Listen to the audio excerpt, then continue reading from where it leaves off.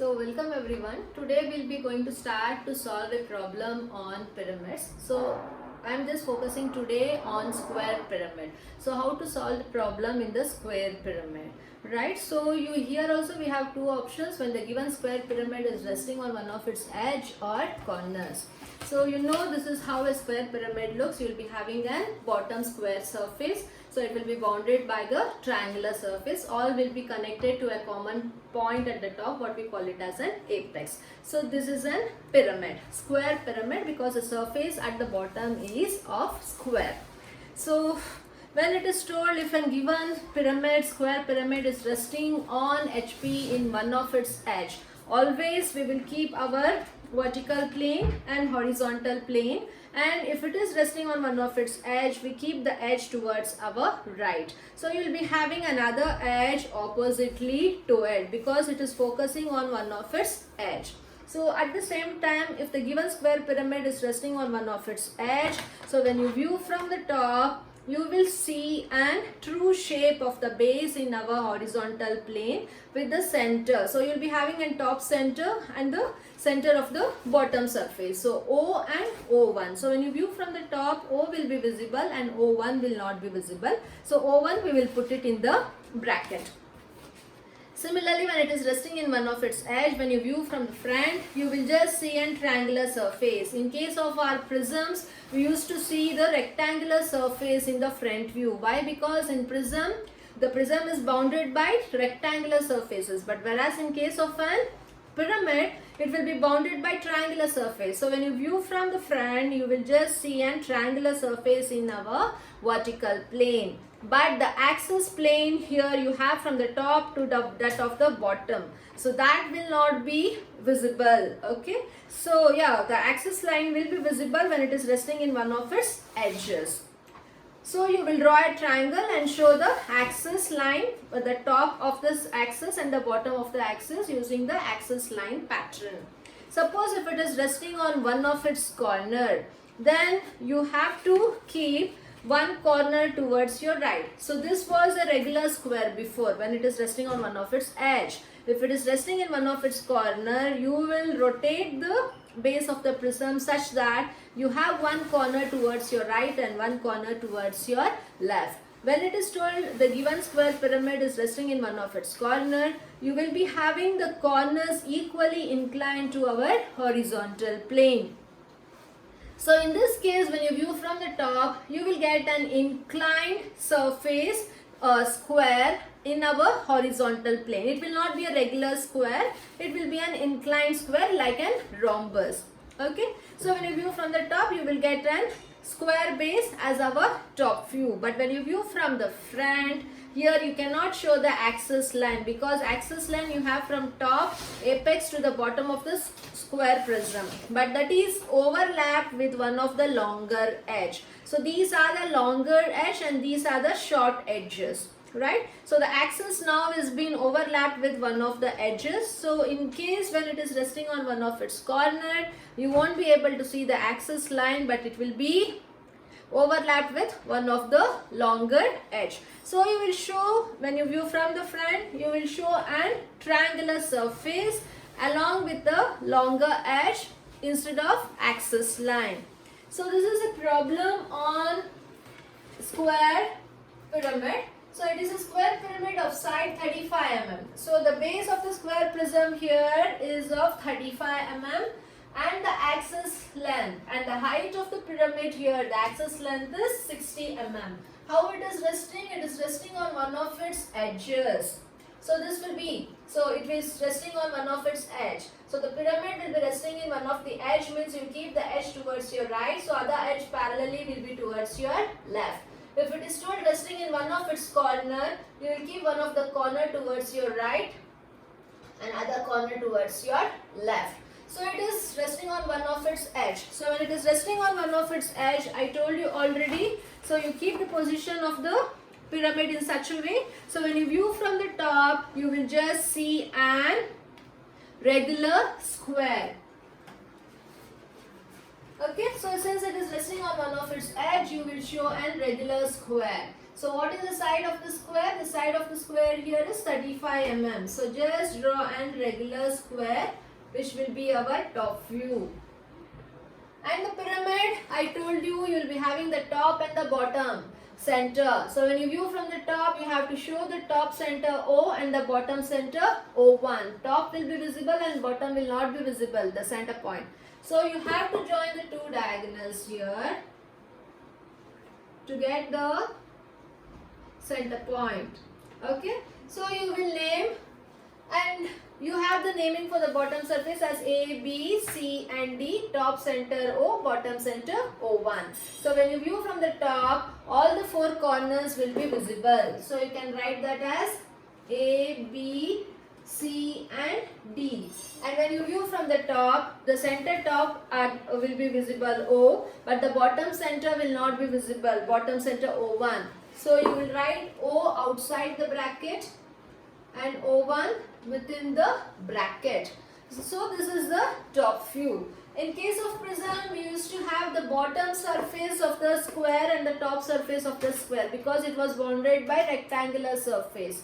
Since it is joined to a common point, you won't be having any top surface. So you won't write here A of A1, B of B1, C of C1, D of D1 as we were doing in case of prisms. In case of pyramid, you will be just having the bottom surface. So when it is viewed from the top, all the four corners will be visible. So you will write it directly. So this completes the true shape of our top view. And next, what it is being told, the axis height is 60 mm. So even in case of pyramids, we assume in the first stage the axis is perpendicular, in the second stage the axis is inclined to HP, and in the third stage the axis is inclined to VP. So you take the projections above from your top view. So these two corners lie along the same line, and again this from the center, take the projections. So after you take the projection, you see what is the axis length. It is of 60 mm. So from here, just draw the pattern of axis or the center line. Then using scale, you measure 60 mm exactly, make a reference point. Similarly, this corner also you extend, and this corner as well. Okay. So then again measure 60 mm and 60 mm. Then you join it. Right? So it looks like a prism. What you have to do is a pyramid. So don't get confused. Draw the axis line. Since it is a pyramid, you can just see a triangle, not the rectangular surface. Right? So you will measure 60 mm exactly and just cut an arc. After that, you will directly join these two corners.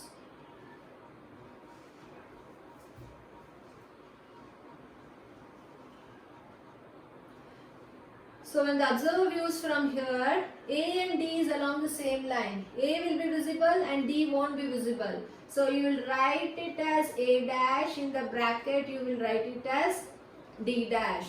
Similarly, when the observer views from here, B and C is along the same line. B will be visible and hence you will write B dash. C won't be visible, you will write it as C dash. And here, when the observer views from here, the center O will not be visible because you have an edge over here. So you will write it here as O dash, the center of the bottom surface, and the center of the top surface here. So this is O1 dash and this is O dash. Okay, so both will be not visible. So you will put it in the bracket. And you have to show the dimension for the axis as how much? It is 60 mm. Okay. And since here it is resting on one of its edges, the axis will be visible. So you will show the axis line. So we have completed the first stage in which the pyramid of side 35 mm. So please show the dimension for one of the side as 35 mm and also show the axis length. So it is resting on one of its edge. So this is done. So then come for the next stage. So draw the projection of the pyramid when the axis is inclined to HP at 45 and VP to 30. So it is a problem on axis where the axis is inclined to 45 and the axis is inclined to VP. So for the second stage, always we go with the inclination of HP first. So leave some space and then show the axis line for inclination of 45 degree to HP. So once axis is inclined, we now have to shift the front view into the 45 degree line. For that you have to first shift the base. So now you will measure the distance from O1 dash to B1 dash, so O1 dash to B dash and C dash, how much it is. So measure this distance using the compass. Just move. So if you measure this distance and keep it at this point exactly, it is coming below XY line. So slide, directly move until this distance cuts exactly our XY line. So where it cuts, just cut an arc and make this reference point. So this distance is exactly cutting on the XY line. So once you get this point, kindly join this point to the arc. So you got half part of the base. So you just extend this line above. And you measure this distance, how much it is, and just cut an arc. So here you have B dash and C dash, and here you have A dash and D dash. And then now we have to construct the remaining part of the front view. So you measure this distance exactly 60 mm, how much it is. Come over here and just cut an arc. So it cuts here 60 mm. So this is our O dash. So now we have to join these two. So kindly join A dash D dash to O dash, B dash, C dash to O dash. Okay.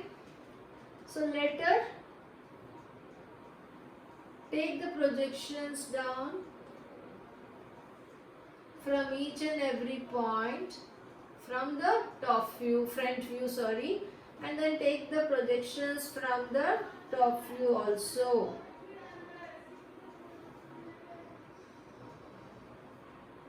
So after taking the projection, you can omit the extra lines. So now then read the locus. So you have the locus of A and A dash at this point. So this is our A. So you have locus of B and B dash here. So this is our B. You have the locus of D and D dash here. So this is our D. You have the locus of C and C dash here. So this is our C. So you have the locus of O. We haven't written O1 dash here. Please write it O1 dash.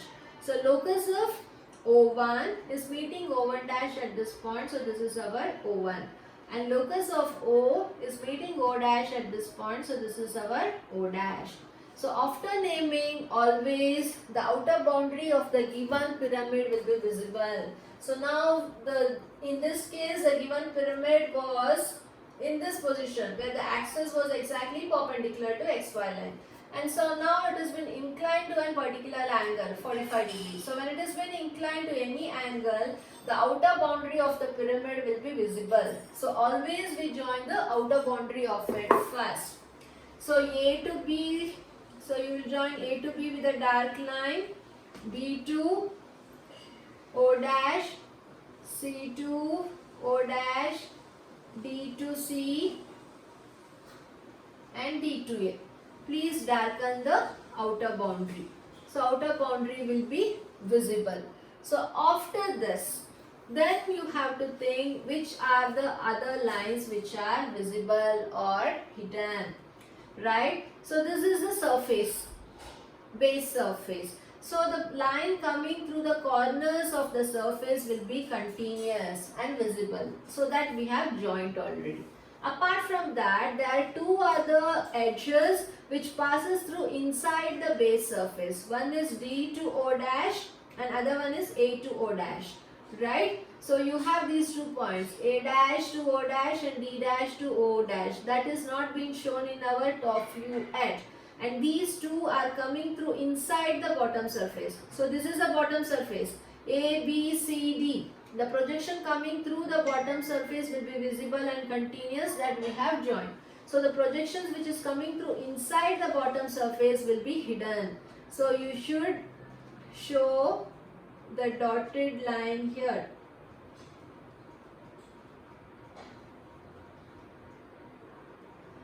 D to O dash and A to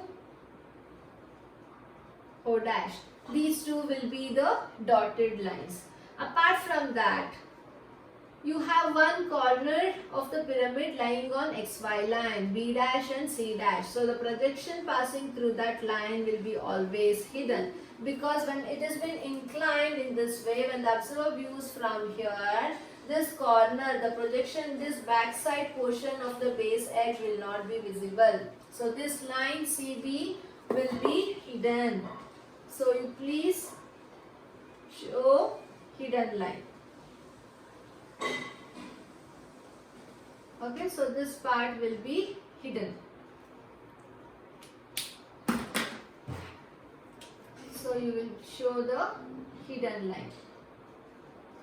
Okay, so this is how the second stage top view and the front view looks like when the given problem is resting on edge. Okay, so it is a problem on axis where the axis is directly inclined to HP and VP. So we have completed the inclination with respect to HP. So the inclination with respect to VP is given. So which has been inclined to VP? The axis. The axis is inclined to HP as well as to VP. So when it is a problem on axis inclination, always you won't get the true length of the axis in the first stage as well as in the second stage. In second stage, always we do get the apparent length. So here, since it is resting on one of its edge, you will get the true length of the axis, so which is 60 mm. But in this case, the axis is inclined to 45 degree to HP, and hence the length of the axis what we get from O dash to O dash will be smaller than that of the true length, and hence this distance will be called to be as our apparent length. Since it is a problem on axis and it is told it is directly inclined to VP at 30, the axis is inclined to HP at 45 and VP at 30. So it is in direct inclination.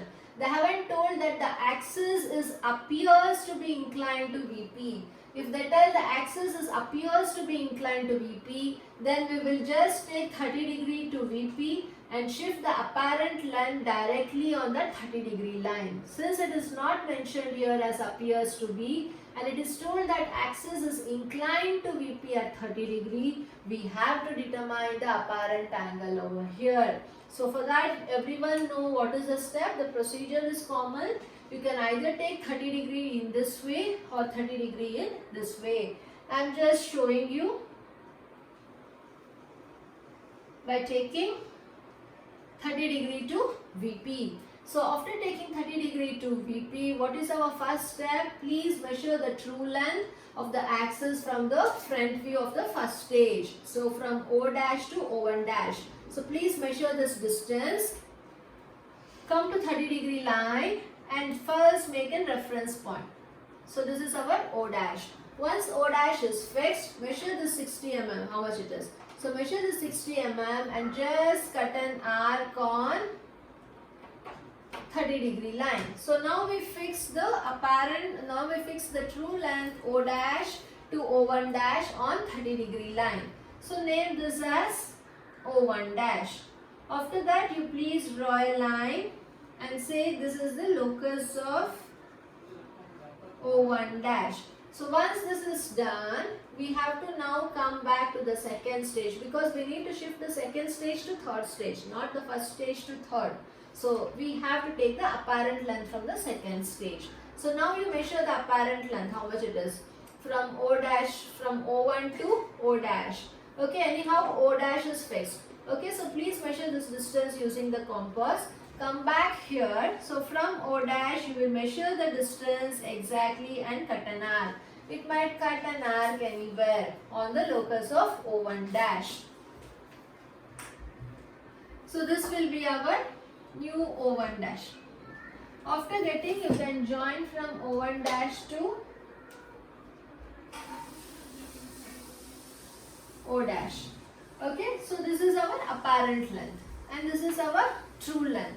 So once you get the apparent length, you just extend that apparent length to XY line. So this angle will provide us the angle beta.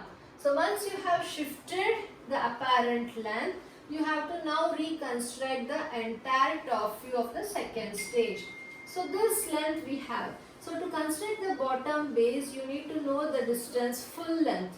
O dash to O1 to O dash you know now.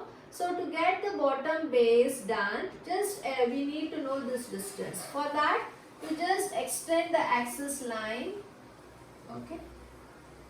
Just extend the axis line down below and measure from O1 dash to this midpoint. What is the distance?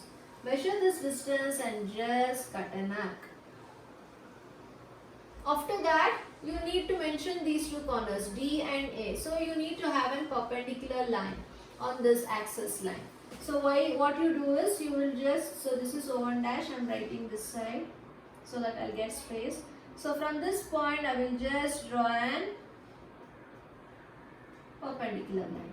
So then you measure the distance from the midpoint to A, how much it is, you cut an arc. So it will cut here. And again from midpoint to D, what is the distance, you measure and you cut an arc.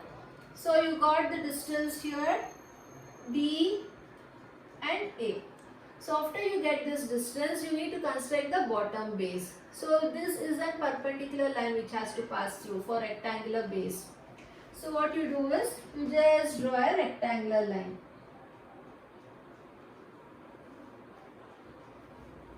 After drawing the rectangular line, you measure now, you have got D and A. So from D to C, what is the distance, you please measure and you just cut an arc.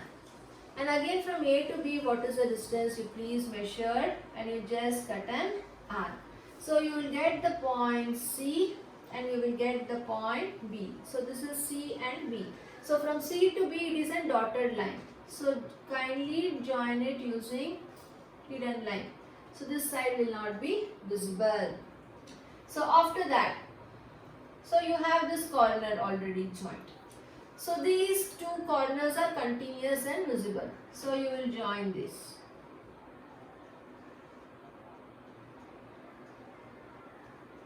So this is done. So then you have two more corners which edges are hidden. So join that edges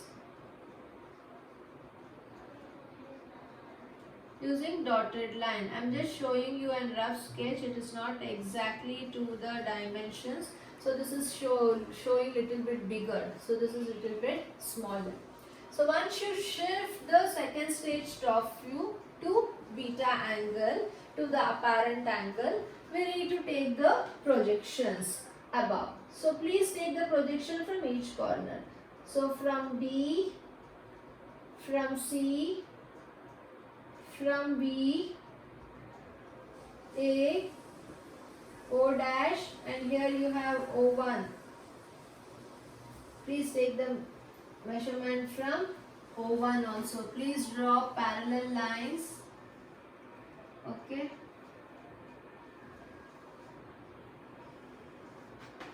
And then you extend the projections from the front view also. So then you erase the extra part of the projections.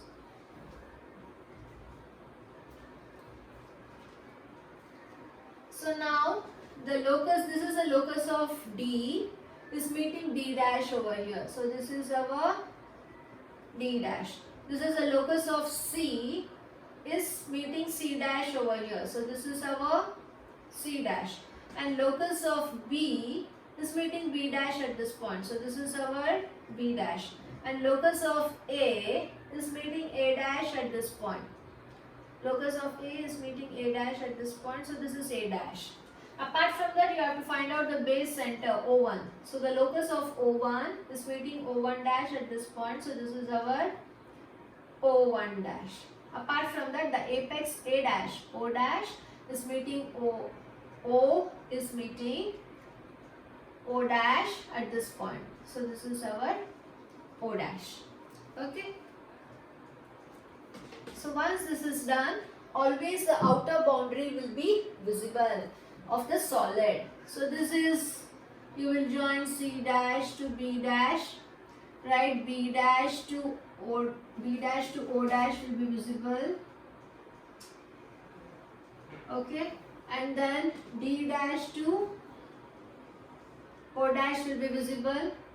D dash to C dash will be visible, and C dash to B dash will be visible. So this is the outer boundary. And when the observer views from here, the bottom base entirely will be visible. So you can make this also dark. D dash to A dash and A dash to B dash. Even this will be dark visible line. So now I told this is the base surface which is visible when the observer views from here. So the lines coming through the corner of the surface through which it is viewed also will be continuous. So this is one of the corner which is joint already. It will be continuous and visible. This is the other corner which is joint. Even this will be continuous and visible. So this is one more corner of the bottom surface which will be visible. So you will join here A dash to O dash. So along with this, we have one more corner here. So we have joined D dash, A dash and B dash to our apex O dash. But we have one more corner here which is passing through C1 dash inside. So this will be hidden. So which is because it is passing through inside surface. So this will be hidden. From C dash to O dash, it will be hidden. Along with that, we have an axis line. So from O1 dash to O dash, you have to show the axis line pattern. Okay. So this is how, so this is the final view of the square pyramid. Okay. Front view, the last final view, how does it look when the axis is inclined to apparent angle beta. So when it is a problem on axis, right, always we have to determine the apparent angle beta. If it is a side resting on one of its edge and the same edge has been inclined to VP or the opposite edge, then the true length will be the same whether it is the first stage or second stage. Then we won't determine the apparent angle. If it is a problem on axis and it is directly inclined to VP, then you have to determine the apparent angle. Please show beta is equal to how much you are getting. So you will calculate beta and write it in the box. So this is how you have to solve the problem when the given square pyramid is resting on one of its edge and when the axis is inclined to HP and VP with an angle of 45 and 30 degree. Thank you.